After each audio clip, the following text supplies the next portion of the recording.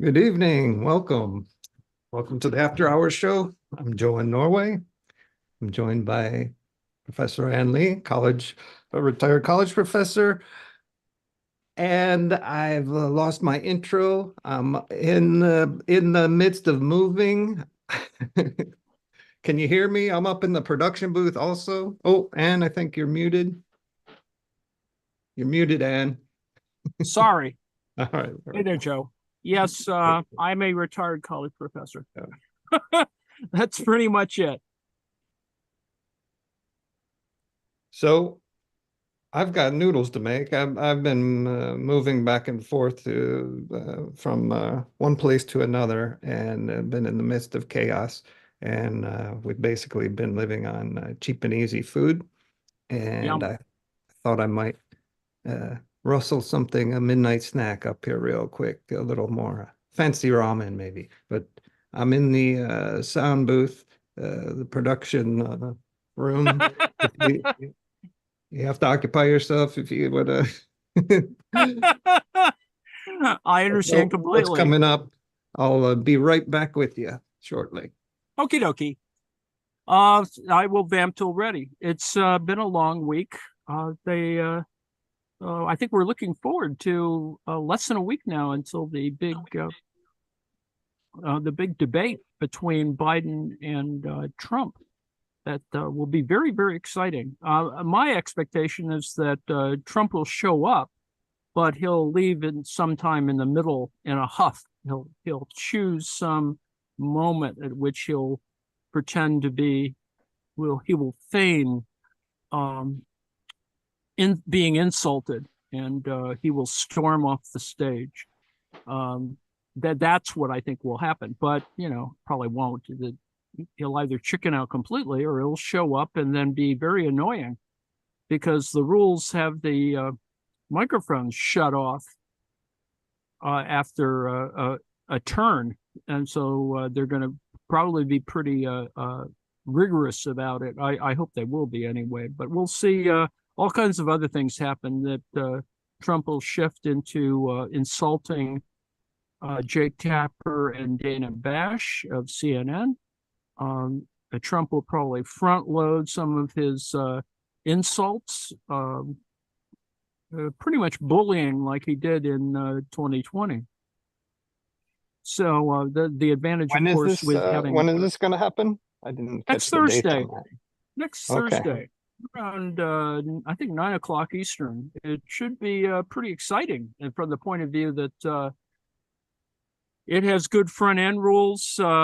I think if Trump shows up, and if he shows up, they'll be it'll be pretty wild. Actually, I'm watching it only because it will be wild. The mic cutoffs will frustrate him. He'll probably use, since it's CNN, he'll probably use profanity in order to throw Biden off, but Biden has been known to refer to Trump in private as an a-hole. So it's pretty clear that I think there'll be the usual give and take. How are things going, Joe? Yeah, we're all set.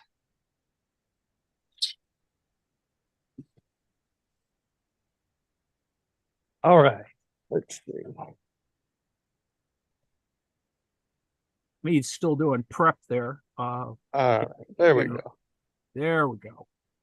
You can see. Yeah, so I've got probably some of the most unhealthy noodles on the planet. These Oh are just yeah. Yep. there's two types of ramen noodles. The ones, well, four, I guess. The ones that they fry in oil and the ones that they don't. There's no coconut oil in this one, but these are cooked to such a degree that they only take 3 minutes soaking in boiling water. So these don't even require cooking, basically. So essentially what I've got is some nice vegetables here that I'm going to saute first, and then we're going to make an Indonesian style or Malaysian style fried noodle, which originally comes from China, chow mein, but in Indonesia and Malaysia, they use a sambal or chili paste or whatever. So I've got a little bit of that. That's what more or less distinguishes it. And also maybe the pork fat, using prawns and chicken or beef in place of pork for the largely Muslim population in Malaysia and Indonesia. So we're going to basically saute some vegetables, season with not our beef packets, but you could save those for something else. The traditional distinction between not using pork and then using the sambal is kicap manis, which is essentially like a soy palm sugar reduction. So it's like a molasses flavored soy sauce. So they have a salty and a sweet version. And then we season with dark soy sauce and a little soy. So we're going to saute the vegetables first, add the noodles, douse it with a bit of water so that it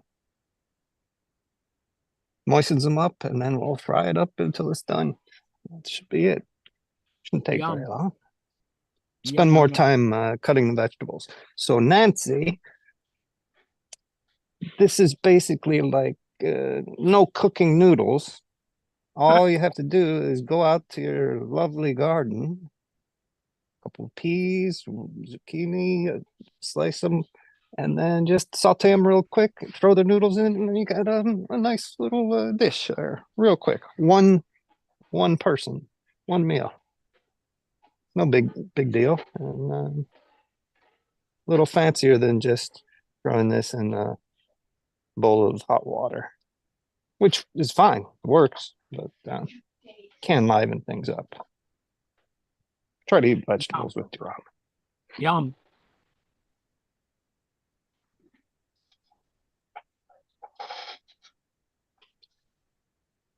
Right. Yum, yum, yum. Looking forward.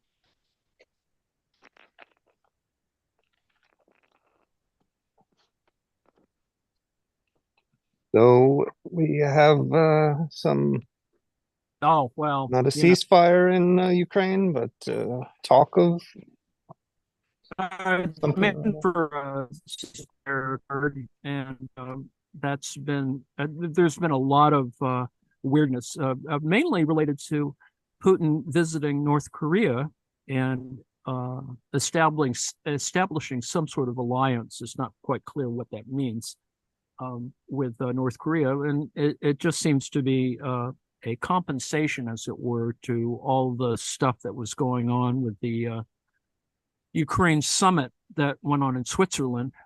So that it's essentially, typical international relations discourse. So, Putin goes to North Korea and then goes to Vietnam, both of which kind of just interesting trips because he hadn't been to North Korea in quite a long time.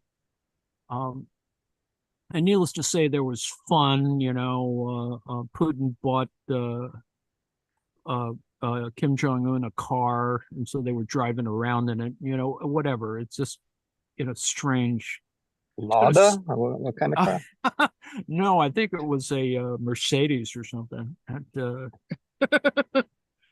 or a Maybach or something. Anyway, so there was the usual silliness, I think, of that kind of activity.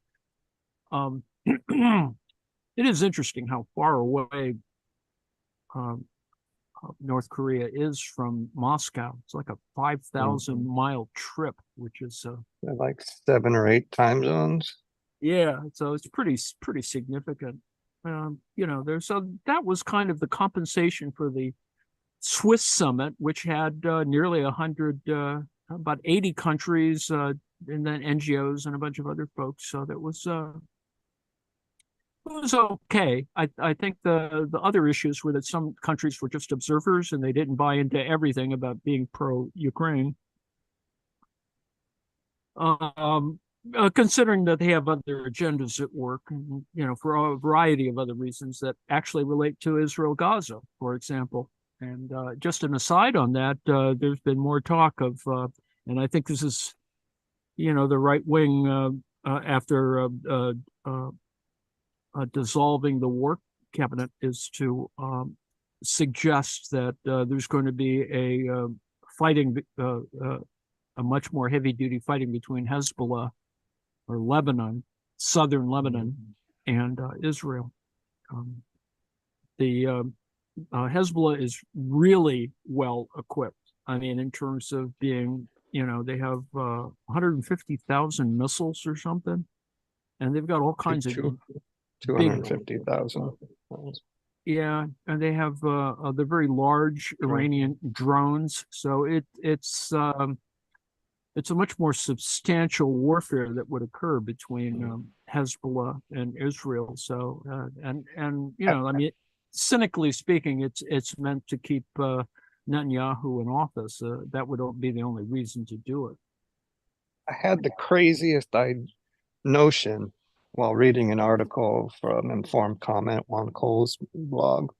It was about Netanyahu coming to speak to Congress. I had this crazy notion like, oh, this is all just a kind of smokescreen for Netanyahu to escape from prosecution in Israel and actually seek safe haven in the States like all the other war criminals from back in the day and currently.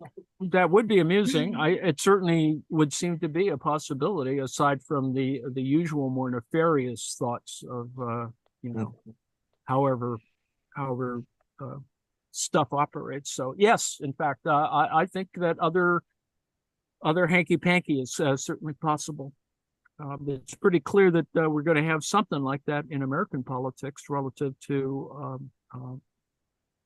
sort of the J6 number 2 that might happen. Some of those elements are in place or will be in place by that time. But hopefully we won't get there. Hopefully,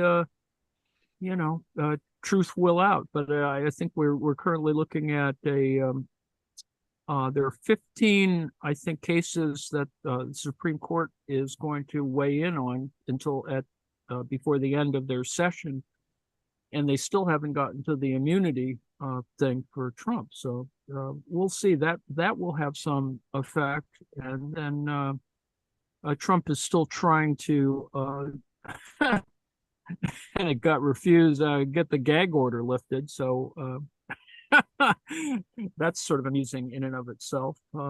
Steve Bannon is going to be sent to, I think, the same facility that the Reverend Moon went to, Danbury, a federal corrections center. And so he lost his last gasp at appeal, or he's put one forward that was essentially the same as Peter Navarro's, and which failed. So there's, he's going to the clink somewhere, somehow, on July 1st. So that's what's coming up. And so that's one element. A busy week, needless to say. Biden is at Camp David for at least the weekend to do prep for the debate. Trump is doing some kind of preparation, but it's unclear what he's doing. I think he just doesn't like doing these little rehearsal things, mainly because he's just he has anxiety and other kinds of issues that will probably reveal themselves during these sessions. So it's essentially the emperor is waiting to be briefed on all of these matters. That's kind of what they've been doing, is presenting various scenarios on one thing or the other, with the usual suspects, Marco Rubio, Stephen Miller, a bunch of other, the usual crazies. So it I think it'll be interesting. That's all. And then, of course, the front end disinformation that Trump is trying to pump up, the idea that Biden will be on drugs, which is, it's just projection, right? Because Trump will definitely be on drugs. And it would be really nice if they subjected both of themselves for drug tests before I mean, if you're really going to, put up or shut up on the drug test issue. So that's going to be interesting. His yelling at Fox. Food pause for a moment, if we don't mind. Go ahead. Little scallion tip. So I'm going to be stir frying all these vegetables. I like to cut them up and then get them organized in the way that you put them into the wok. With scallion, you can cut them a number of ways. This part can go with the garlic and ginger. Chop this up fine as you would the garlic and ginger, and then you can slice these long in 1 inch pieces or 2 centimeter, whatever, and or finely, however you like. But these would be thrown in at the end before serving, and these you could cook in the beginning. Just wanted to say that.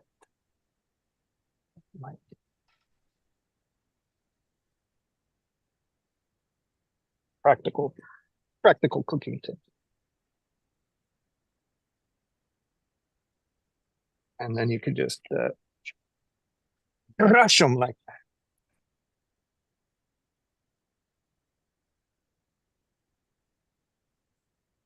It's all yours.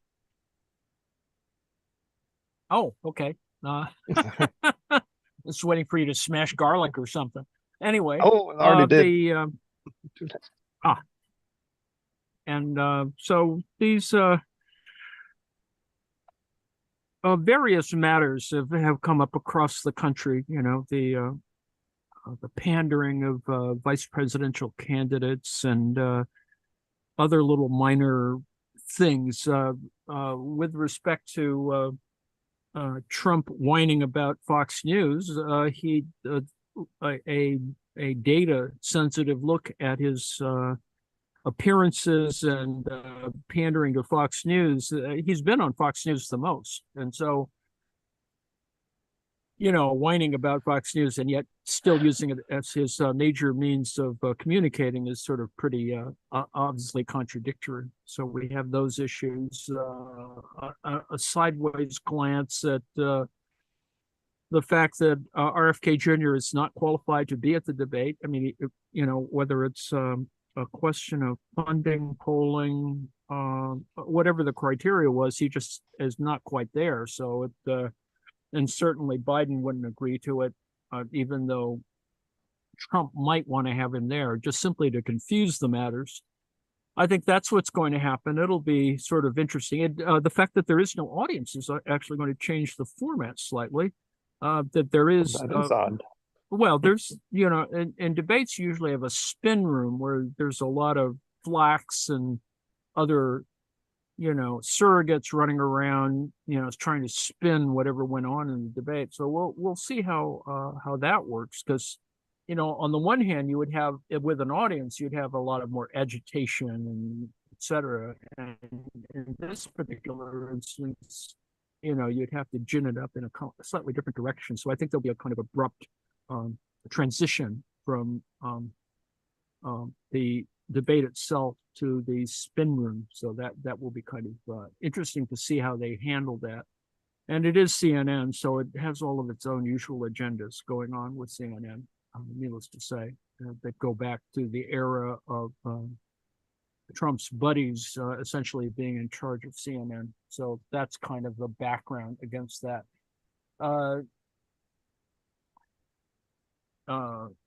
Nancy in our chat says Melania would have been conspicuously absent, so Donald agreed to no audience. That's probably the case. Although, if I were doing disinformation, it would be to have, E.G. Carroll or someone in the audience just to stare at Trump, just to annoy him. Whatever, goose and ganders, etc. So that's kind of the contemporary domestic politics here in the Ukrainian case. Well, there's still war. There's still a lot of strange things occurring. I've been publishing some stuff about the problems of the Ukrainian air defense, the issues of that both sides are throwing drones and missiles at each other. Last week, I talked about some of the sort of other hardware that might be coming into Ukraine, and that's most of the past week has been spent with Ukraine softening up, destroying Russian air defense batteries, mainly in Crimea. So there's been a bunch of multiple hits on S-300 and S-400 missile batteries. That's a kind of weird compensation. The Russians claimed claimed that they're bringing in a so-called S-500, which is top of the line air defense. Of course, I'm sure the Ukrainians are trying to hunt down where it is just to whack it, just for propaganda purposes. So there's that. There's been a variety of it is some discussion this past week of isolating Crimea as a tactic. The issue that has been covered widely is the issue of whether you knock down in a sort of permanent way or quasi-permanent way the Kerch Bridge, which is the major, whatever it is, $5 or $8 billion project that Putin put in after the 2014 little green men takeover of occupation of Crimea. So, on the one hand, probably Ukraine is going, it's a last bit effort, I suppose, but it can be knocked down. It's just like a really long bridge, and they've already disabled it twice, so it's not like they don't know how to do it. And considerable resources have been spent trying to protect it. So they're sort of hinting at it, I think. A couple other ships got sort of messed with, and there was a lack of reporting on whether it is or isn't happening. A variety of other things has been happening underlying this. Found a map that was of the path of the rivet joint RC-135 a surveillance plane. It's a big. It's a post Boeing 707 modifies a very advanced surveillance plane that is now flying over Finland. It has a little daily trip that it makes, or maybe it's not daily, but they showed the path of it going up and down the entire length of Finland to sort of keep an eye on the Leningrad military district. So it's a lot of that is still going on. The little threats I reported a couple of days ago in our conversations in TAC, Autonomous Collective. We apparently there's been some GPS jamming that goes on a little periodically, let's say, over the Baltic, and the first instance of a commercial airliner being hit by one of these jamming signals, electronic warfare jamming signals that emanates from Kaliningrad, which is on the Baltic Sea.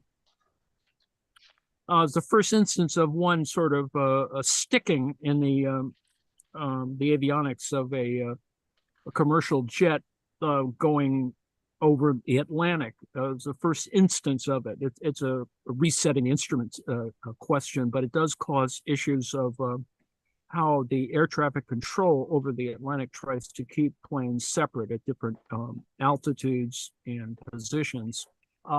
So you had the first instance where the jamming actually is having some a minor effect if it, and it just also indicates when you look at the kind of mapping of electronic interference over the general sort of Central Eastern European area, there's a heck of a lot of electronic stuff in the ether over this area. Now, it's very true that commercial jets all stay pretty far apart from the battle area, but it doesn't mean that the electronic jamming can sort of stay there as well. So that's one issue. On other issues, it's still armament. It's still conscripts being thrown against the Ukrainians. There's an incremental increase in territory taken, which is really small. It's less than 1%. And you have these little elements. On the North Kharkiv area, the Ukrainians took back a bunch of areas for partially because the Russians are not that serious about trying to retake Kyiv at the present moment. I assume they have a lot of troops sort of lined up, but they're not really quite committed to trying to get over the border. And it's been mainly this issue of throwing glide bombs from the Russian side onto the Ukrainians. And a lot of Eastern European countries committing their extra or less used, perhaps, Patriot missile batteries to Ukraine. And a lot of it is simply issues of transferring equipment that perhaps was going to be replaced anyway and giving them to Ukraine. And so those issues were going on. The European elections from last week caused a little bit of a trouble. I'm working on a thing on French eco-socialism for Sunday over at Daily Kos, but it does seem like there's going to be lots of little issues that arise because of the rise of right-wing parties in Europe, which caused small issues going on parallel to the excuse me, Ukraine Peace Summit. Excuse me, pardon me. So it is problematic. It's been ramped up. The larger glide bombs are being used. A glide bomb is something where you attach a gliding device that has GPS elements on it to a dumb bomb, a very large dumb bomb ordnance that you would normally just simply drop. And what it allows you to do is sort of skip it like a stone, sort of, depending on the altitude, in over a border, let's say, from north of Kharkiv over it's a 60 some odd kilometer distance between Belgorod and Kharkiv, and so you have an area which can have lots of ordnance flying over and of significant quality. A few civilians have died. There's the continuing indoctrination of, as it were, stolen or kidnapped Ukrainian children, although a small number seem to have come back, like 40, but that doesn't speak to the 20,000 or so that may be in Russia, not necessarily because they wanted to be there. So there's that. The other things in Europe are pretty much the same. You had that one assassination in Slovakia, assassination attempt, let's say, and not much else in the way of the usual kind of politics, as I was just mentioning, that just everyone is worrying about whether there's going to be warfare, and everyone is preparing for it. And then there are other little side elements that are not quite as clear yet.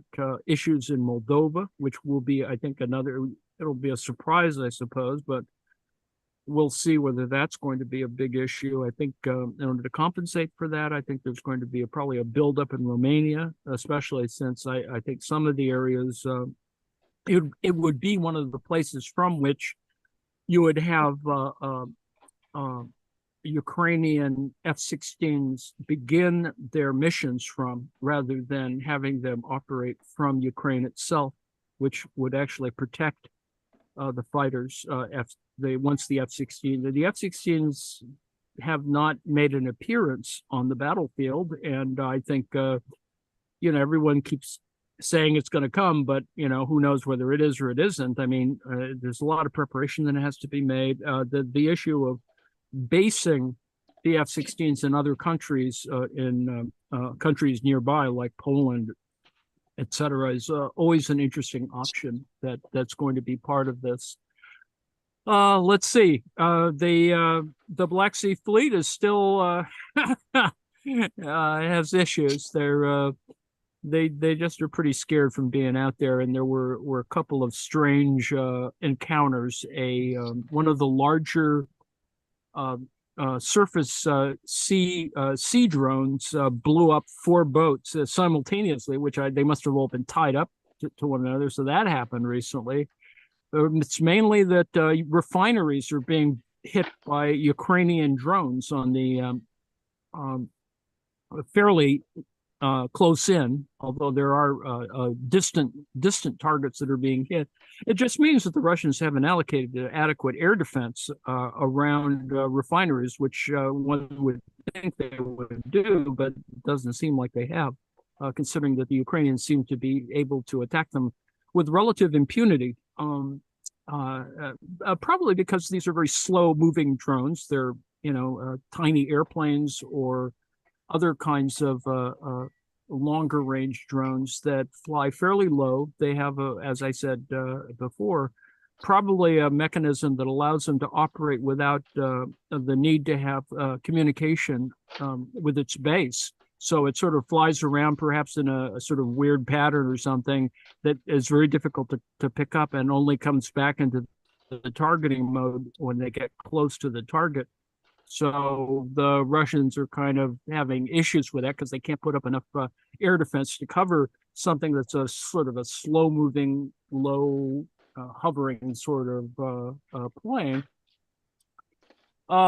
Anyway, munitions are coming in, munitions are being delivered. There's lots of discussion about other stuff. There's a big transfer of M113 personnel carriers, which are actually quite vulnerable, but you need to have them in order to get troops moving around. And I think if the Ukrainians want to do any kind of very serious counterattack or counteroffensive, they're going to need a lot more of these kinds of vehicles in order to move a lot of troops. So this is the other issue that's been going on. Other than talking about Putin's little vacation to North Korea and Vietnam, there's not a lot else other than the usual, disinformation campaigns, which are pretty sufficient. I mean, he's talking about nuclear weapons again, which is foolhardy at best, but the reality, of course, is alliances and all the other kinds of side issues that I think are really going to be part of this war. We're going to see it to ramp up probably in a couple of weeks, simply because it is the summer, it's a dry season. All of the little fiddling around with coke cages and ATVs and other things, there's you have about 10 or 20 different little areas of action, and it keeps moving around, and they're bunches, but nobody's taking any territory in a significant way. And there are otherwise there's all these other sort of things going on that make life generally unpleasant. The larger issue is that 50% of the Ukrainian power grid is down, and so they've had little outages, and they're predicting sort of rolling blackouts soon. Yum! The food is done. It looks great, Joe. Joe? He's there somewhere. Anyway, now I'm very Thanks. Oh, I'm back. I was just clearing things up. See, Looks, quick and easy. oh man, I'm hungry. Just few little Come on. vegetables, Nancy. You got like cheap ramen, and then your fresh garden vegetables. Toss it with some seasoning. You think it'd be better if Oh, you were using, instead of ramen, some sort of udon or something?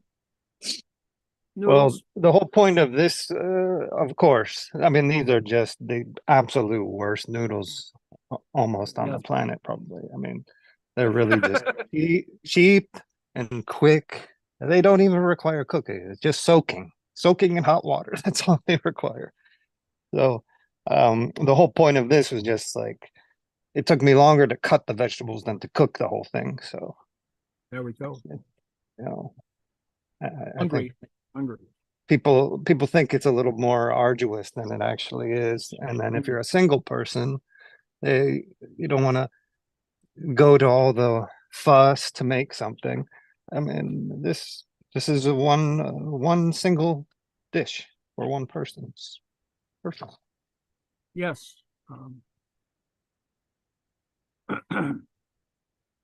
Yum. So, So I've done my little yammer, I think, about Ukraine. So I think everyone's up to date that the war still goes cool. on. Billions of dollars are being flying around, and my rant will be probably a little bit more about uh, closer to home with Donald Trump and the failed market value of Truth Social, the declining value. It's gone from at its outset $76 a share down now to $26 a share. The It has lost as a fund $2 billion in value, paper value on the one hand, and Trump still is a couple of months away from being able to cash in on whatever he invested, because he owns what, 55% or 60% of the shares. So if anyone's going to take it in the neck, he is. Although I think there's some a variety of folks shorting the fund, here and there. It has had a lot of trading activity, but its value is pretty insignificant, or it makes no profit. It has it doesn't doesn't have a lot of members, and it's sort of there, and yet, of course, at the same time, Trump tries to distract us, as he usually does, claiming that the latest Fox News poll, where Biden has gained 2%, or has a 2% lead, it's within the margin of error, on Trump. And so that's made some people nervous, and Trump decided to trash Fox News and yammered at great length about how biased they were and blah, blah, blah, blah, even though it is the place where he spends most of his sort of whining time. So those contradictions are pretty stupid. In other words, he posts links to articles in Fox News using still a lot of content, and he just it's just a lot of whining, but he's flipping out because you do have this slight drop in what Trump previously was claiming, that he's ahead everywhere.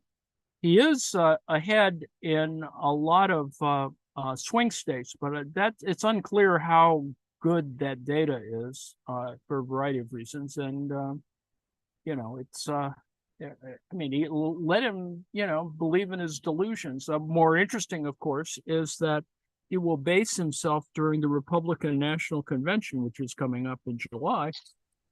He's going to base himself, rather than in the place that he calls horrible, Milwaukee. He's going to stay in Chicago, so you'll see a lot of traffic between Milwaukee and Chicago, mainly because Trump has a hotel in Chicago. So he's going to get the benefit of the I don't know, it'll probably be $1 million by the end.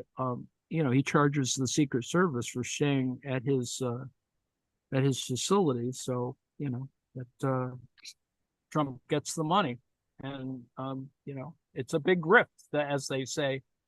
So it's gone from a high of $74 a share to $26 a share, down 64%. So Trump is doing what he does in terms of what the value of his little stock is. It's a problematic stock because it's called a meme stock. It's all kind of virtual in that sense, as a vapor stock of one kind or another.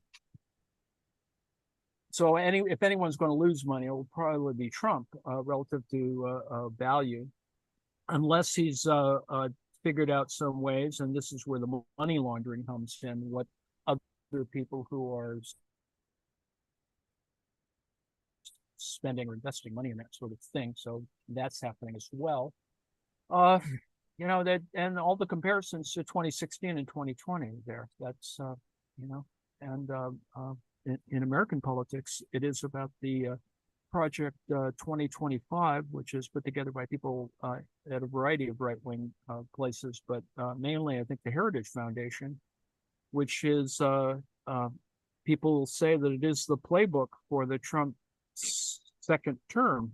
That is a national abortion ban, restricting IVF access, even though there's a lot of contradictions with people supporting or not supporting it, like Marco Rubio doesn't know what the hell his position is on it. Family separations, Muslim ban, tax cuts for the ultra wealthy, replacing civil servants with MAGA loyalists. This is where a significant number of the civil service gets, purged at the front end, and which is what he did in 2016 anyway, right? He took all of the positions that could be replaced by appointments, that is, executive appointments done by the White House, and he filled them all with his cronies. And he used the same logic to essentially front end the coup. That is, he was always replacing people who didn't have to be approved by the Senate or whatever. And so he had a lot of people with respect, unqualified to be in their positions, and but all who were loyal to him, so that if he tried to, if shenanigans were attempted, there would be easier compliance, and which is what happened. There will be something, I predict there will be something similar, except that will happen at a various red state level, where you'll have, a governor's administration that will try and play games with the counting, the certification of ballots, and create kind of delays, so that some kind of constitutional issue will occur. The goal, of course, being that if a la the 1876 presidential election in the United States, the several states refuse or are unable to comply with ballot certification, and throwing the election to be arbitrated in the House of Representatives, which still has a Republican majority, and which will ultimately try this procedure and get to a procedure which is actually, it's been telegraphed with respect. It was there always as an option, but further down the line in the original January 6th plot, and that is that because you proportion votes according to states with in terms of who has the majority party in a particular state, and so therefore the number of votes, rather than being 500 and whatever it is electoral college votes, it gets boiled down to 50 votes, let's say. And so in a simple majority, there could be a situation where 26 states would, with this proportionality rule put in, it's unfortunately, at least in a certain modified way, still possible, although they've tried to circumvent it.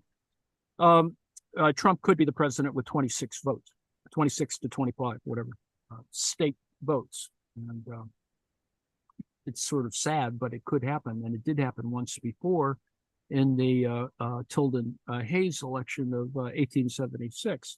And lest you think that's unimportant, and this is the moment when Reconstruction ends and the federal troops are taken out of the South, bringing on an entire era of problematic public policy and a variety of other things like lynching and that kind of stuff. That's in the American history.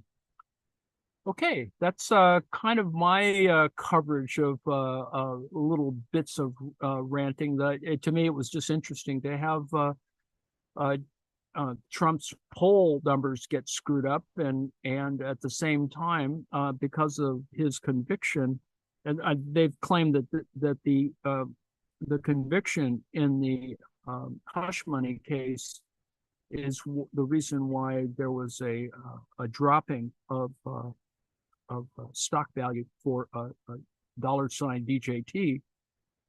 And so it's just interesting to see whether that's going to happen. But it is a much more question, I think, of volume in that context. And so everything else is distraction, Trump attacking Paul Ryan and Mitt Romney and Trump, doing whatever he's doing with the vice presidential picks. If we recall, the choice of Mike Pence had nothing to do in some ways with all of this sort of projections about who was actually going to become vice president. And you could see that there all kinds of things occurred, and at the last minute, mainly because of the felon Paul Manafort, Pence wound up being the choice. Essentially, during a plane stop, that is, they had an unscheduled sort of stop for the Trump plane, and they had some sort of meeting. And by the time he gets to D.C. or wherever, or New York, the choice, Mike Pence becomes the vice presidential candidate. So this may happen as well relative to the start of the Republican National Convention. And then there are all the other issues of trying to gin up the comparison between 1968 in Chicago and 2024 in Chicago for the Democrats. It should be interesting. There probably will be some other issues that we'll see that are raised in the same moment. So that's kind of where we are. And fortunately, Joe has brought the food in, and oh yeah, and I was starving, so I had to start eating. Apologies. Making us hungry again. We're almost to the end of our little yammering, and we're ready to sort of talk about what's coming up later in the evening. In about 40 minutes or so, we're going to have Twilight Zone, and I don't know if John wants to talk about it. I hear that we will have the star of Voyage to the Bottom of the Sea, Richard Basehart, on it. Richard Basehart, yes, he's going to be the star of tonight's Twilight Zone. He always does a nice job. I like Richard Basehart. Could have been a leading man, I think, but he didn't. For some reason, he didn't quite reach that the pinnacle in Hollywood. But I'll be interested to see the reaction to tonight's episode, and also stars Antoinette Bauer and Harold Gould.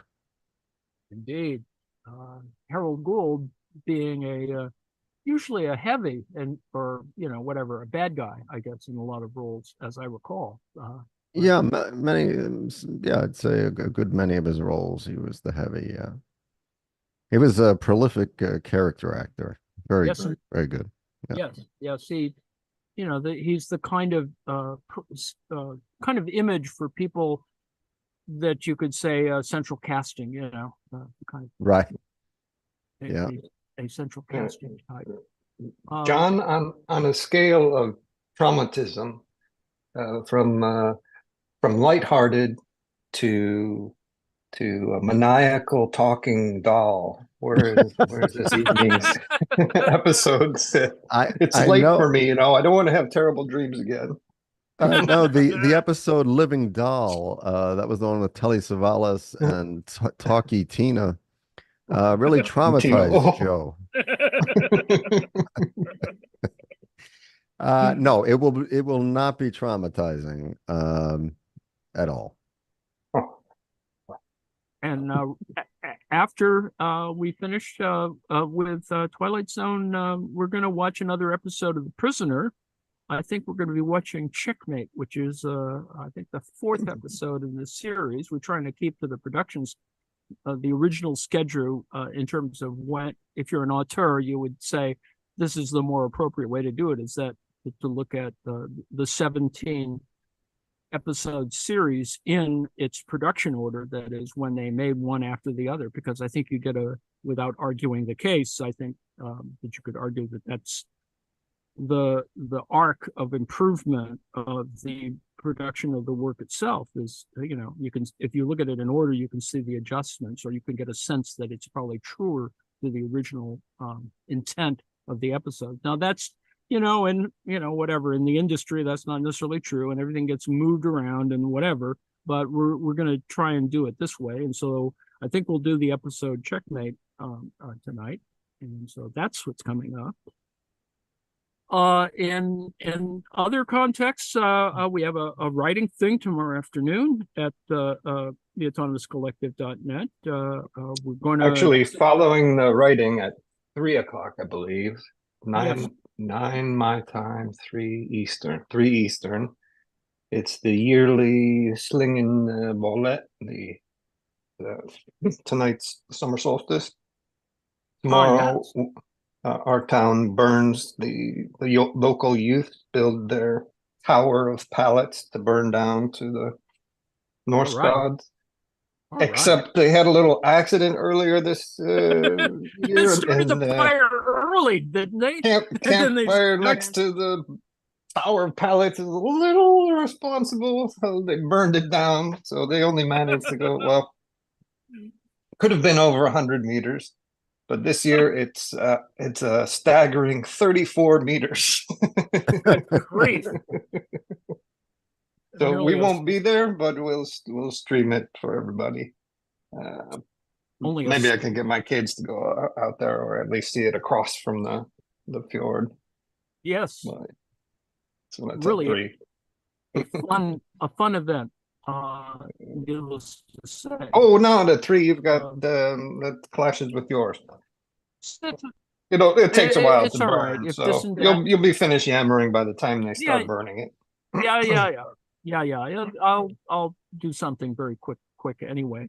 And we do weekly marks at 3 o'clock on Sunday. I don't think we do Valley Vox. Is Valley Vox on tomorrow, or is it? I haven't been able to get a hold of the usher, Kathleen.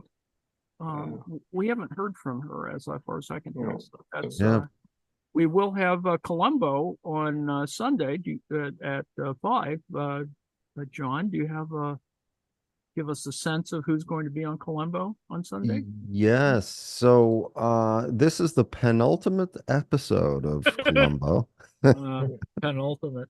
Everybody likes that word. It stars Billy Connolly Whoa. and or I guess I should say guest stars. He is Is the that right?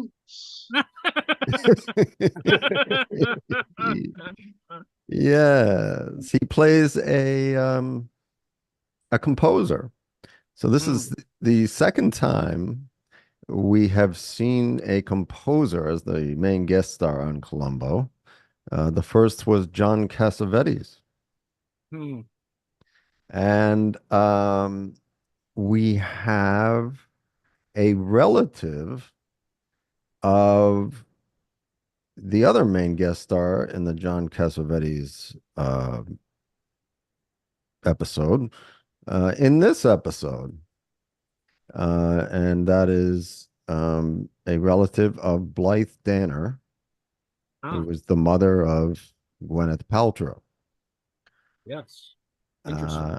And this episode is directed by Patrick McGowan. He directed the last episode and guest starred in the last episode, but he's just directing this one. And last episode, his older daughter was in the episode. In this episode, his younger daughter is going to be there. Nepo. Nice. Nice. Yeah. Um, Okay. so there you go. So on Sunday after Colombo, we will have music. Lane, want to preview what we're going to get?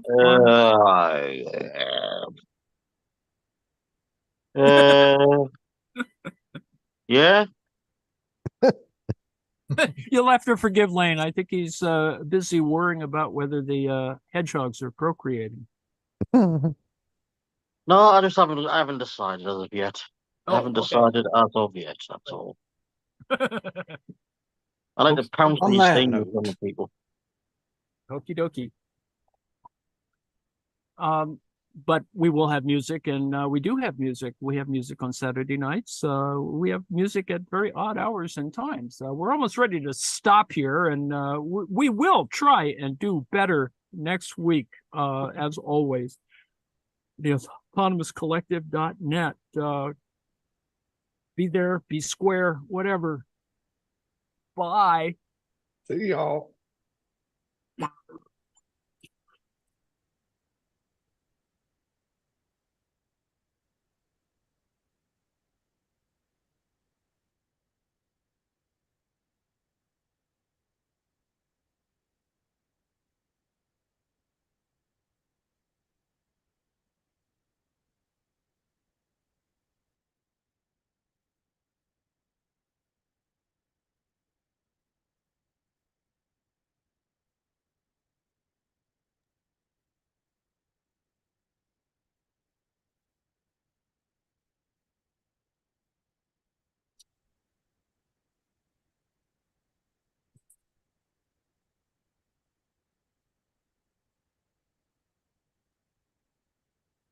I think we're silent. Did we sign off? Good now. Give us I the didn't- music. I didn't hear the hell's- music. There's no music. Oh, damn it. Yeah, Joe, you dick. What did I not do? Oh, it logged me off and logged me on, and you got to do the share sound, optimize audio, all these buttons and A lot of whatnot. buttons on this thing. Goodness gracious. Here What we the hell, go. man? What the hell? Engage the autopilot. Auto. Wow.